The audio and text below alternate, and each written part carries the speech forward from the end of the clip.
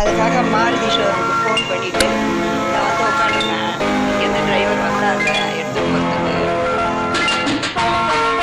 பசங்களை கூப்பிட்டா எனக்கு டைம் இல்லைம்மா நீங்கள் போங்க. இதே ரயில் உண்மை ஓய்வு கிடையாது.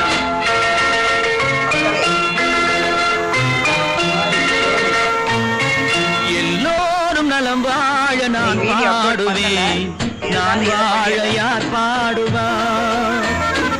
என் பாடல் நான் பாட பலராடுவார், இனி என்னோடு யார் ஆடுவார்?